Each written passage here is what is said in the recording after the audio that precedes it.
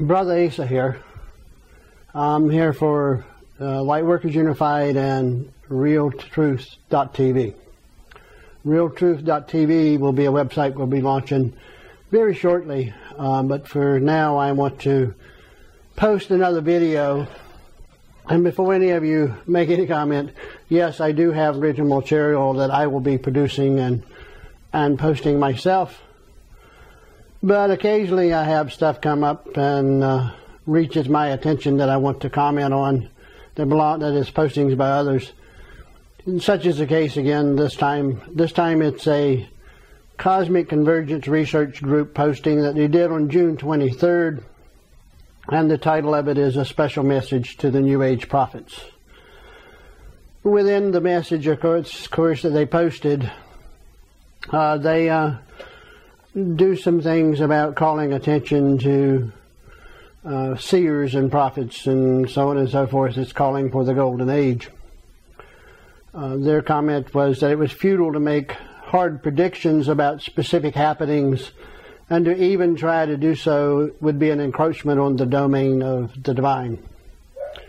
Well, personally, I don't think that's a good statement or a correct statement, because it depends on how you define special happenings, as well as encroachment on the divine is not possible if the only thing you're doing is you're basing it on information that you have received and processed.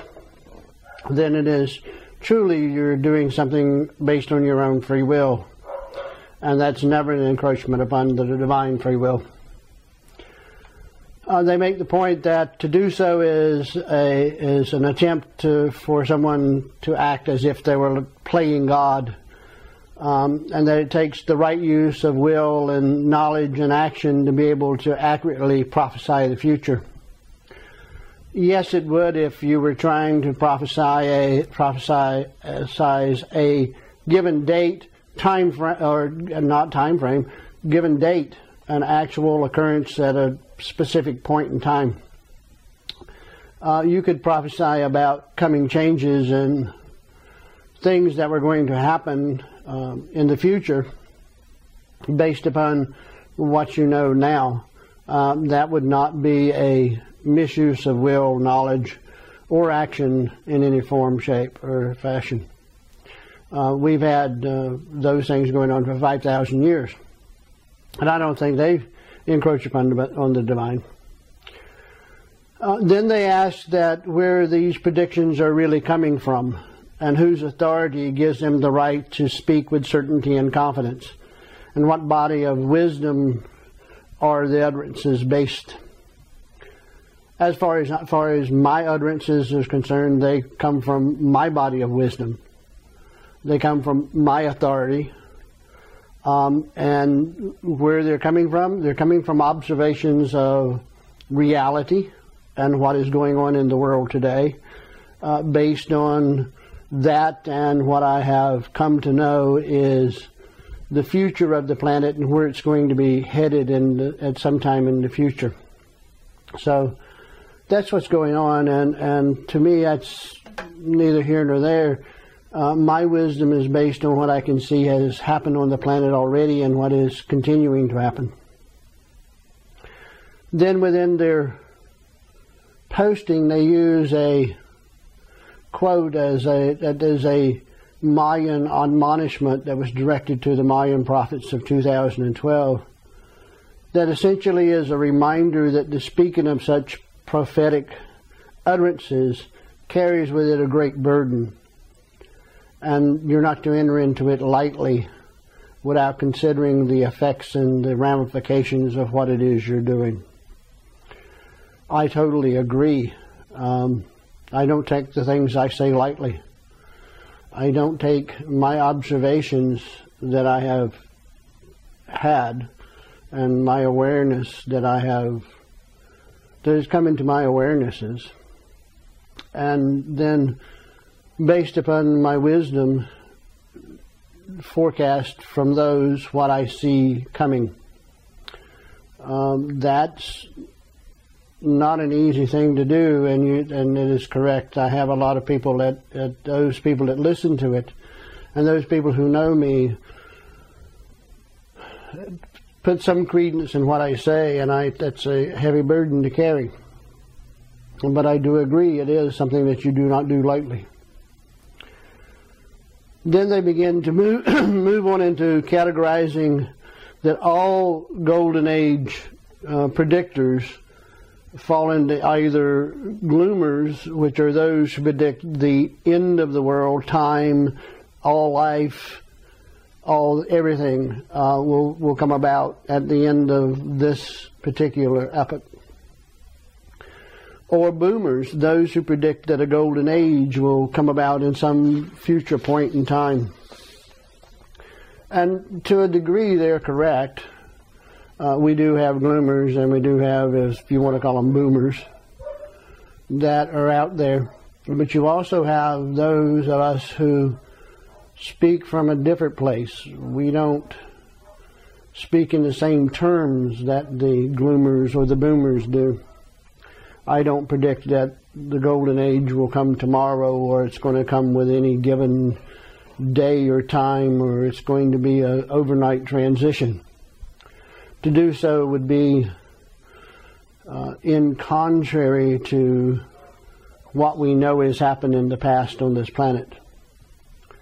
We know that the planet itself has gone through a multitude of transitions from one phase to another phase, none of which has ever happened overnight. We know that the human species on the planet has transcended from one era to another one, but it didn't happen overnight. Even the Renaissance that took us from the dark ages of medieval times into modern Europe took over 200 years. So it did not happen overnight. So those things don't occur quickly. So I don't predict any golden age coming overnight or happening within a relatively short time, although it could happen in a reference to a short time, depending on what your reference points are. Anything from 10 to 25 years could be considered short. You could even consider 100 years short if you compare it to 1,000 years.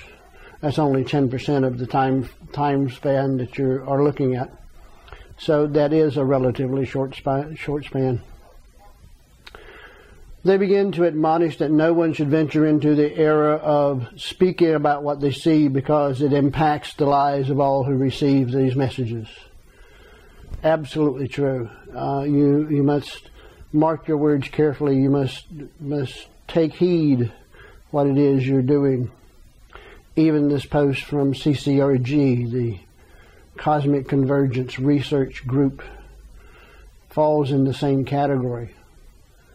He who wrote this should have taken time to consider the impact that his words would have, because he has a large following.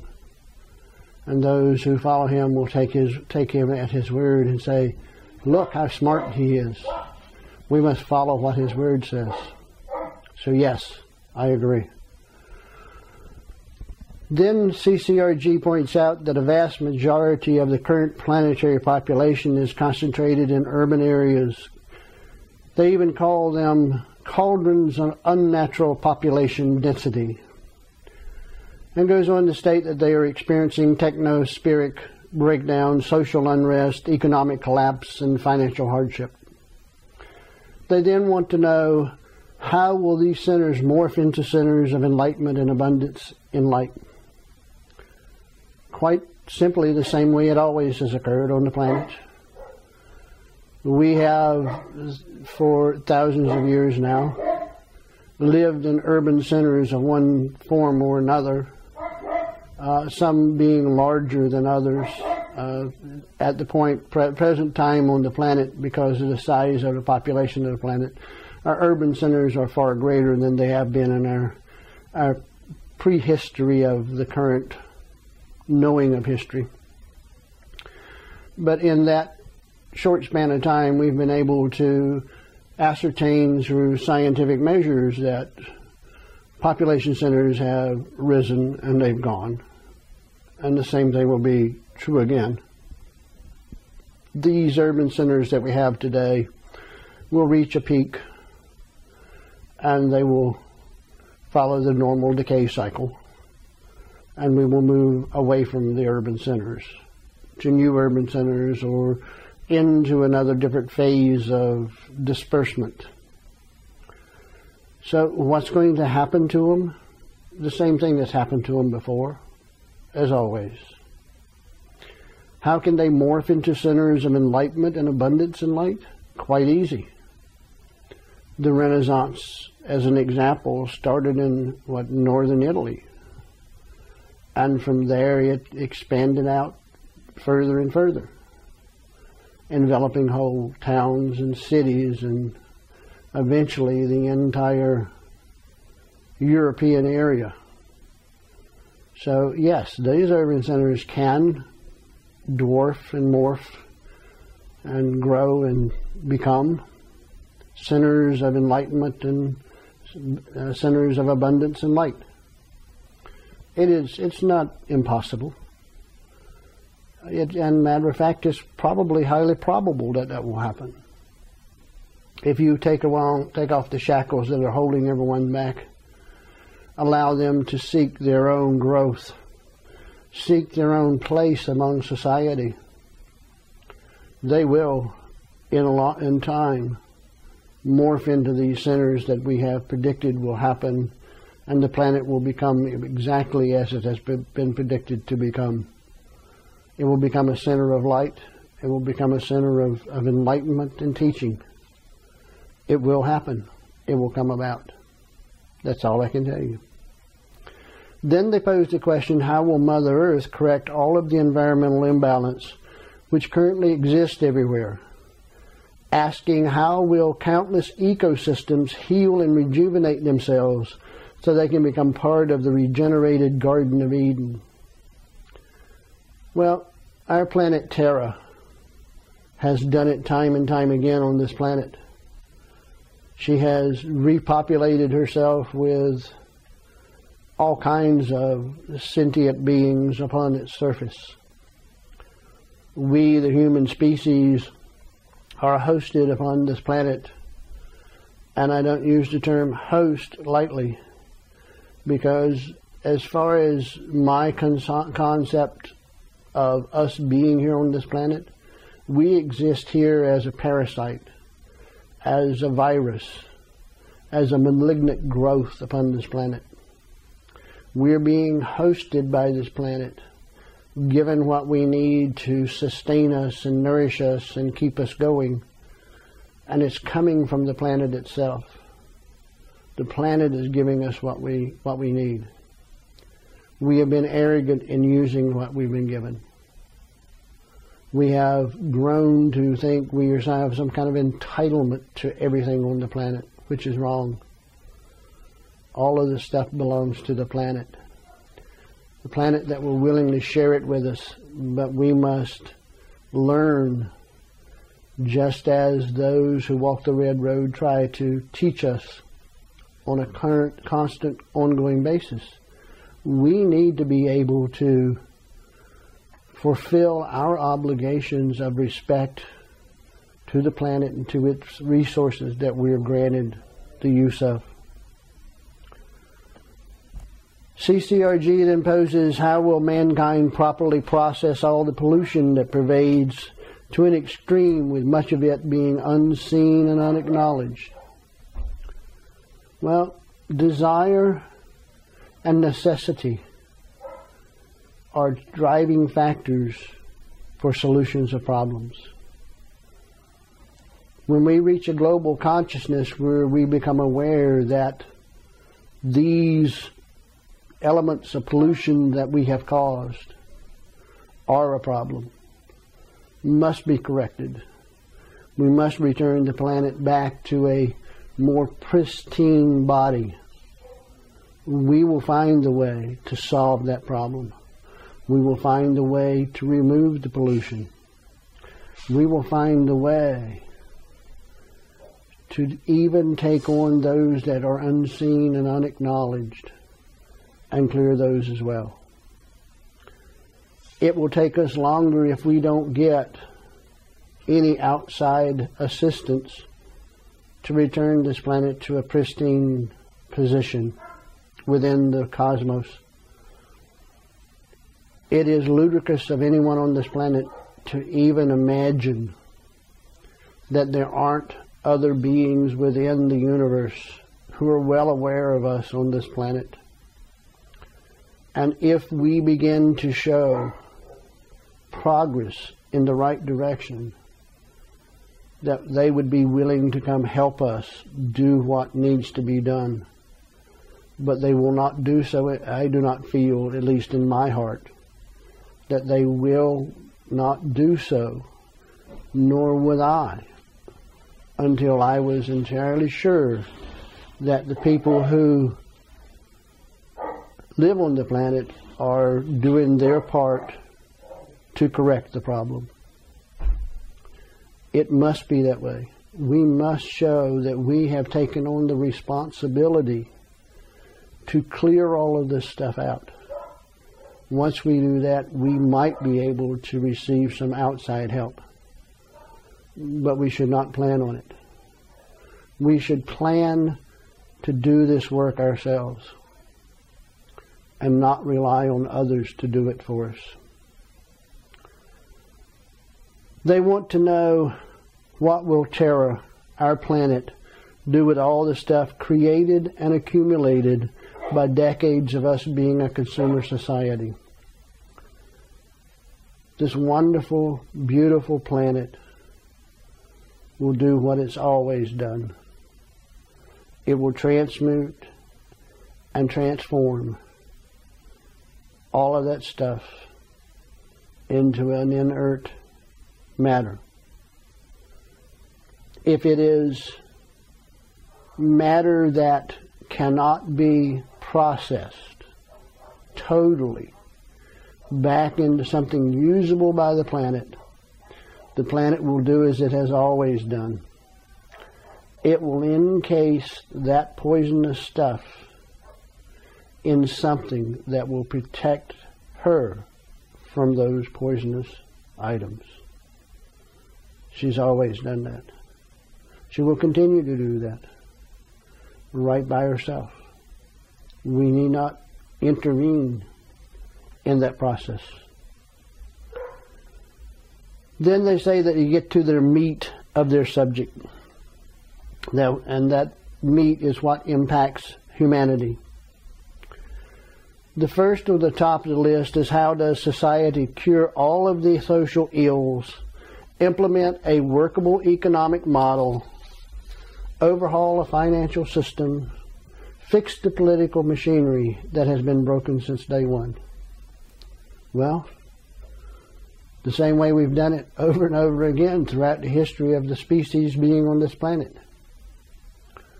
We have had social ills. We have economic systems. We have had financial systems. We have had systems of political structure that have risen on the planet and gone. Each time we create a new economic, financial, social, or political infrastructure, we learn, hopefully, from those structures we created, and we see the weaknesses in those structures. We throw the weaknesses aside, and we build a new one without those weaknesses in it.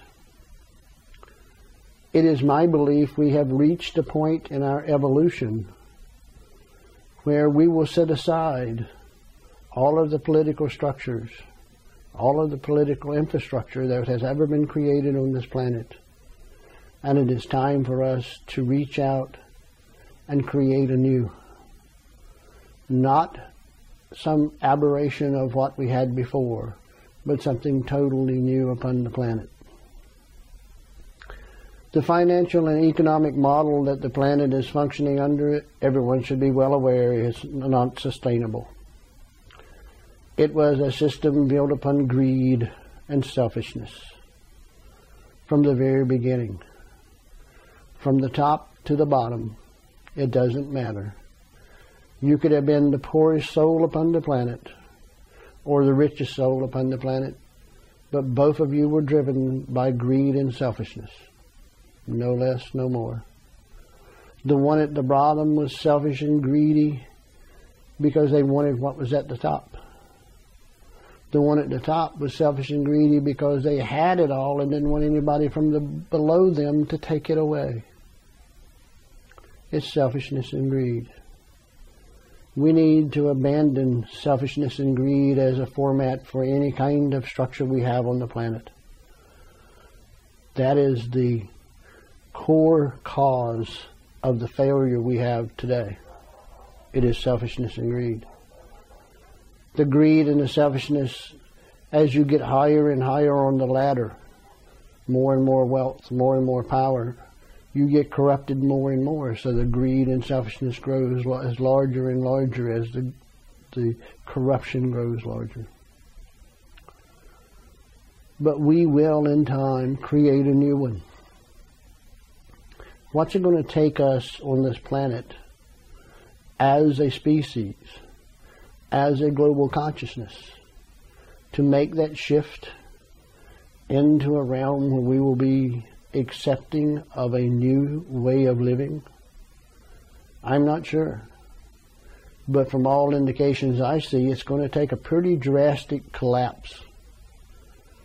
The entire economic system may have a collapse, and with it, it may take down a whole lot of other systems with it, a whole lot of infrastructure around it.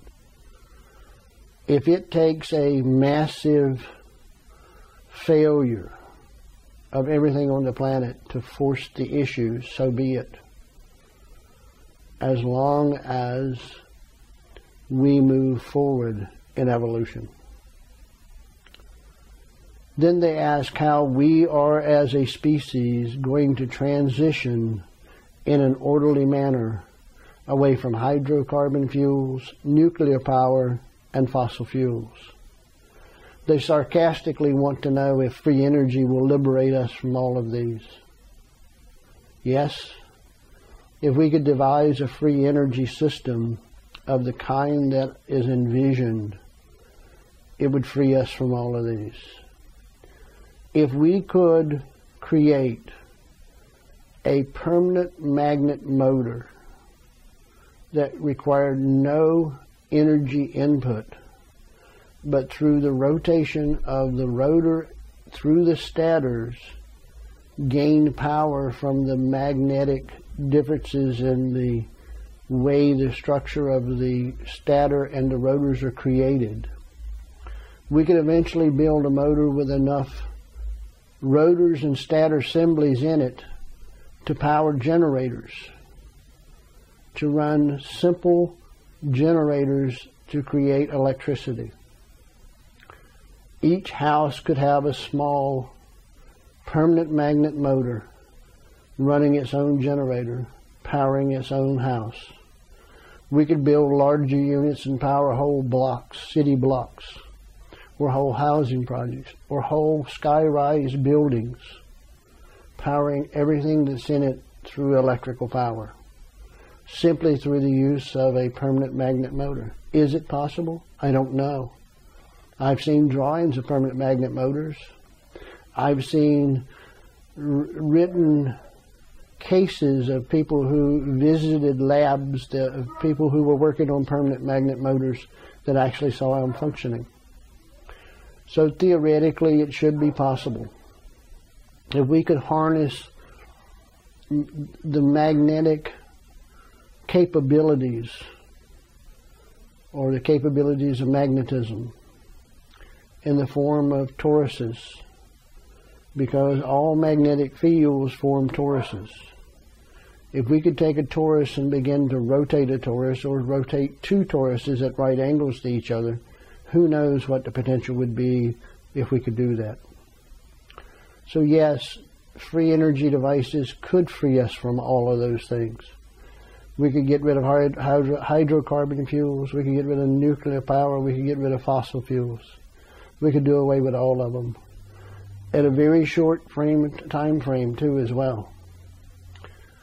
Even if we were to shut down the entire power grid tomorrow, if we had a permanent magnet motor running a generator, we could run a factory that would build other permanent magnet generators, permanent magnet motor generators, to continue to fan out from the distribution point, powering more and more independent buildings. So yes, free energy devices of those type can free us from all of that. I do agree with them, however, with the observation that some of those who will hear this message, as well as read that CCRG post, don't understand the urgency in needing to address these energy problems. And that urgency has nothing to do with the false man-made global warming delusion that is being promulgated around the planet. Then they want to know what will happen with all the buildings and other physical construction that we have been responsible for on this planet. I have to giggle and laugh. The same thing that will happen to those structures will be what happened to all of the structures, to all of the civilizations that have ever gone on this planet. Those particular parts of the construction that are capable of weathering the conditions on the planet for longer periods of time will stay longer. But most of the construction that we have done on this planet is only temporary, very temporary in the scheme of things. If you stop and think about it, if we were to stop existing on the planet tomorrow, 100 years from now, how much would be left on this planet recognizable to be something that we left behind? Without maintenance, concrete and steel structures would begin to collapse and decay. Everything we've ever constructed, because of the way they're constructed, if they don't get continued maintenance, constant maintenance, they deteriorate and fall apart. So all of the stuff we've constructed on the planet, if we went away tomorrow, suddenly stopped existing on the planet, it would wind up being exactly what you find today when you look for traces of other civilizations on the planet. Bits and pieces here and there, but no full-blown buildings or anything else left. Some foundations, other traces of buildings, but nothing in the size that you would think. Then they want to know, what will nations do to repair, rejuvenate, and revivify urban centers? What can be done with a New York City or a Tokyo or a Sao Paulo or London, Paris, or Rome? Then they pose, is even this the quality of life we would want to bring into a golden age? I don't know. I really don't. It depends on what the global consciousness decides it wants. Personally, I know what I would want. I would want a little bit less concentration of people in any one given area. I want to spread it out and move it out. They want to know where the billions of inhabitants are going to live in the meantime until all the rejuvenation has been completed. Well, it depends on whether you're rejuvenating and reviving the urban centers or not. If you're rejuvenating and reviving the urban centers, obviously people were living there to begin with, and any reviving and rejuvenation will be done in phases, so you're not talking about displacing billions of people or millions of people from one city at the same time. If, for instance, New York City was totally devoid of people, there would be no reason to rejuvenate or vivify New York City. It would not be cost effective unless there was enough desire to move back there. If there was enough desire to move back there, then it would happen. The question about where will the people, the billions, live? The billions will do exactly what has been done in ages past, when urban centers were no longer capable of supporting life. They moved on to different styles of living or different places to live.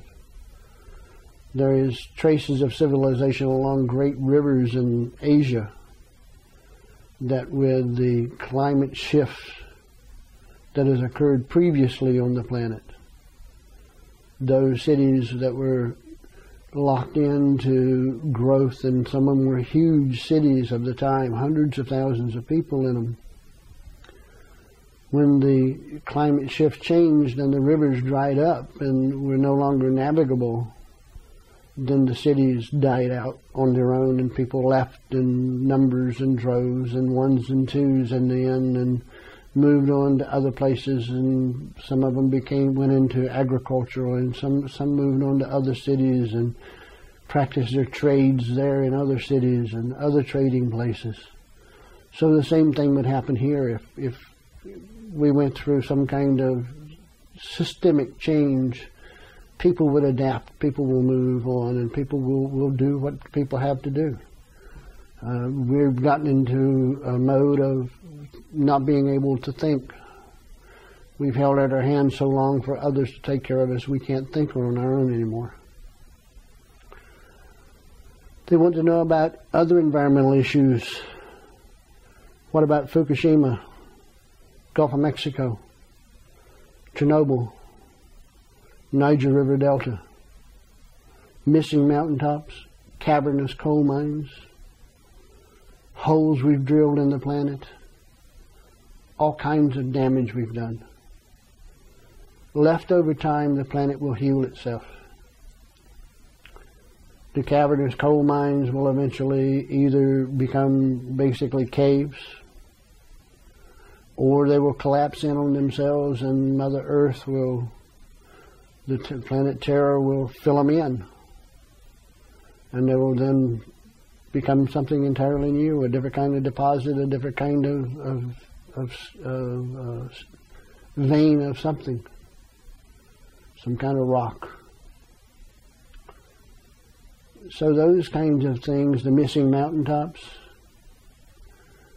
left alone without man interfering with them, depending on how tall the mountain is, growth will take over, trees will grow, things will change. The planet has always reacted, always been able to recover from everything that has ever been done to it. This is no different. Then they raise an environmental issue that's dear to my heart. They bring up the Great Pacific Garbage Patch. Now, they talk about the Great Pacific Garbage Patch, they bring it up, but they leave out the other 4 great garbage patches that exist around the world and all the oceans of the world. These are called gyres, where the currents of the various different oceans and seas create a circular kind of pattern, which eventually traps everything that floats in the ocean.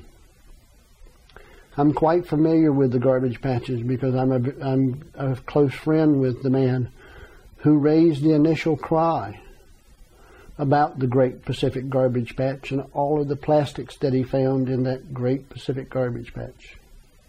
So I'm well aware of those. I'm well aware we need to do something about it. We need to do something drastically about it.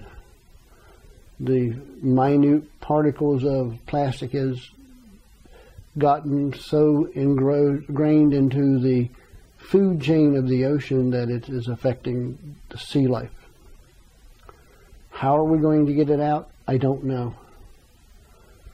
The first thing would be to stop creating it to start with.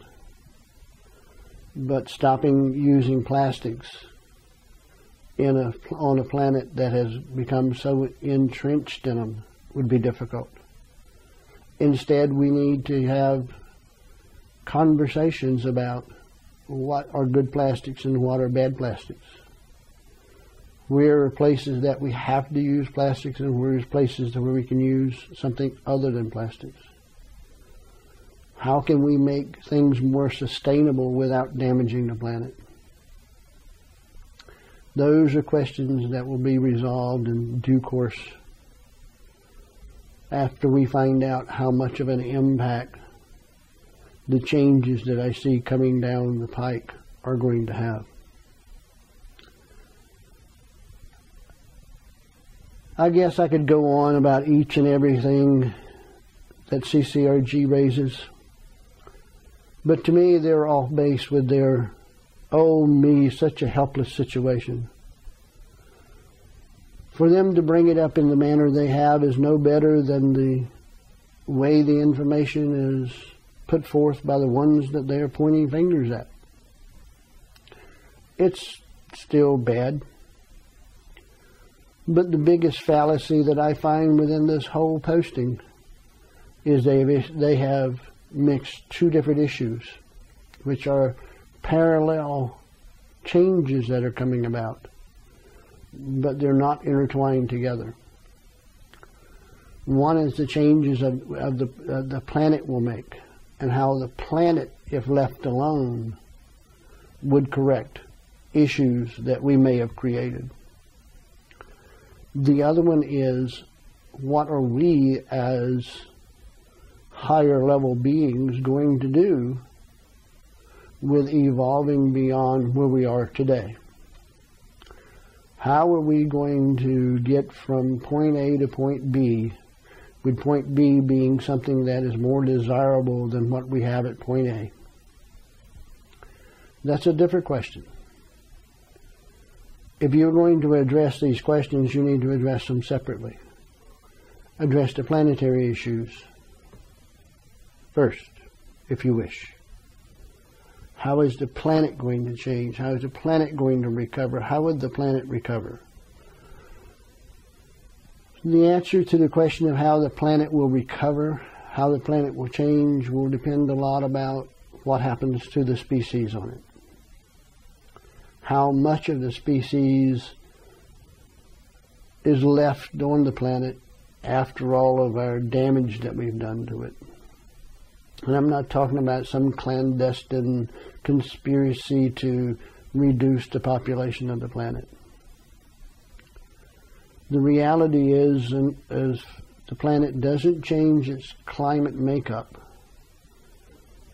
because of the scarcity of water on the planet, we're pretty much at capacity now, at 7 billion. The amount of fresh water that's available to consume and to grow crops with is limited on the planet. That may change as the climate changes. So the issues here are twofold. How is man going to get from, man being the species, going on this planet, by the way, to get from point A to point B? The second issue is, if you really wanted to get into it, is how is the planet going to get from point A to point B? Looking back at planetary history, we know that the planet itself has gone through ice ages followed by what they call interglacial periods or global warming repeatedly. And it seems unbelievable to me that we have a situation where on the planet where we have so many people who have been fed that global warming is man-made, while the true facts of the available evidence denies that as a truth.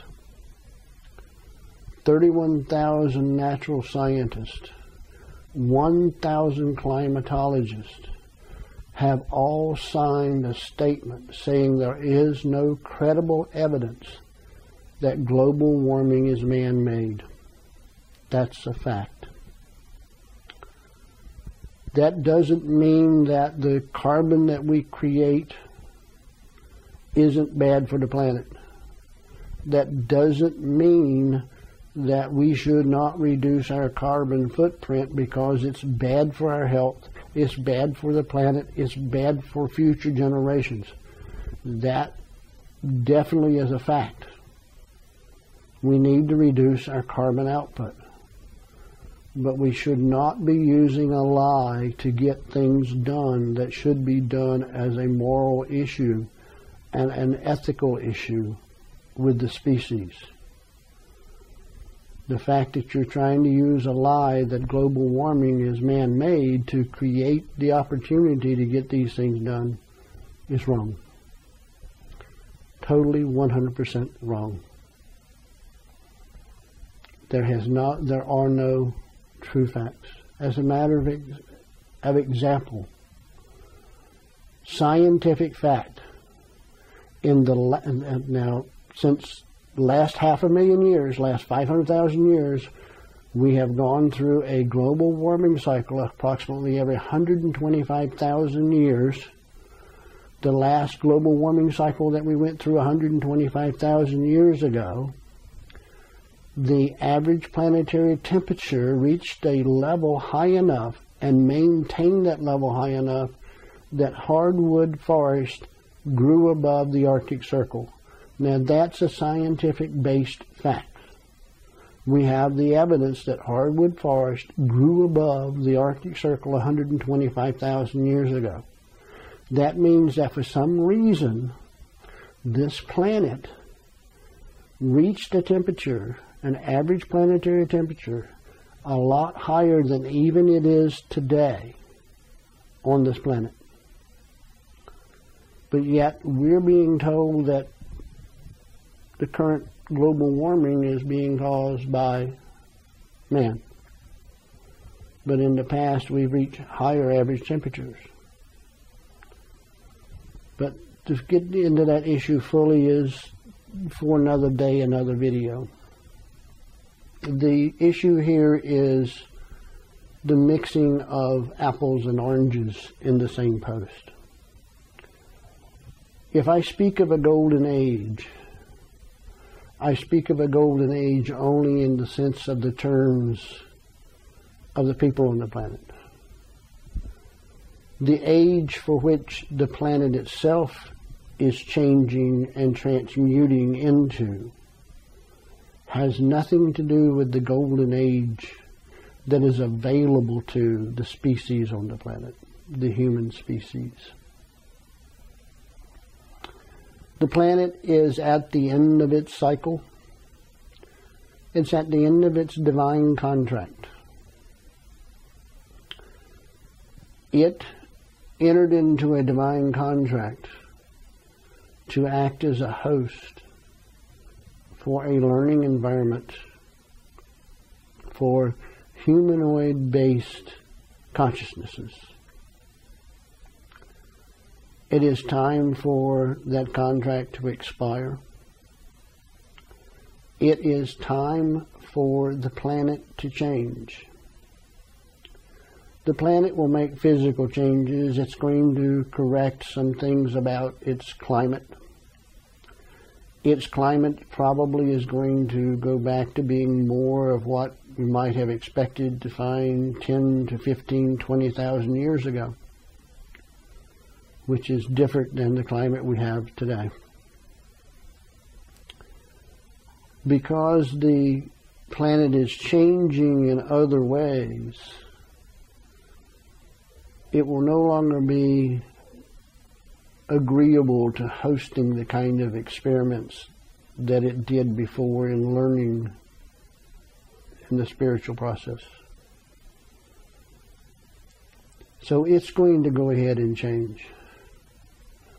The question truly becomes then, since its changes are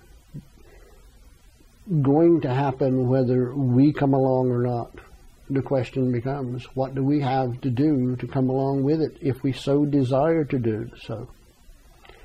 If we as a global consciousness, a group upon this planet, a planetary agreement, if you would, consciously or unconsciously, to form a more perfect union with the universal harmony so that we can exercise our inalienable rights to life, liberty, and the pursuit of happiness. If we can forge an agreement to do that in a manner, a loving and open manner, that will be more consistent with the planet's own changes, which are separate and above what is being called for the species, then we too can join her as she makes her transition. Is that transition going to happen instantaneously, overnight, in a week's time, a month's time, a year's time? Being realistically, no. No, she won't be able to do that. She's never been able to do it in the past. I don't think she'll do it now.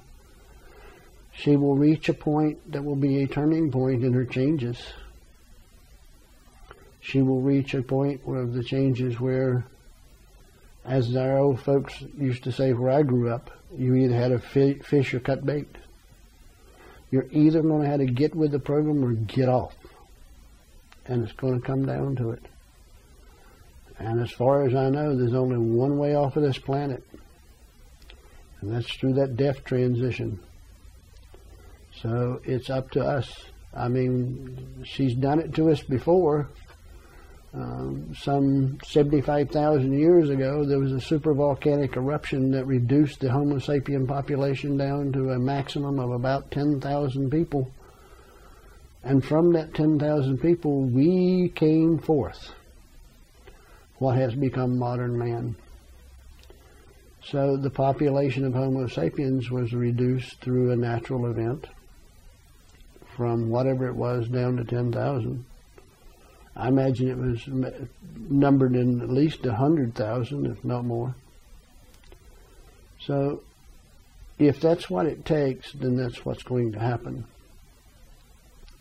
So the more of us that can join the team and try to be in harmony with the changes the planet's going to take, the more of us that will be the seeds from which the future will grow.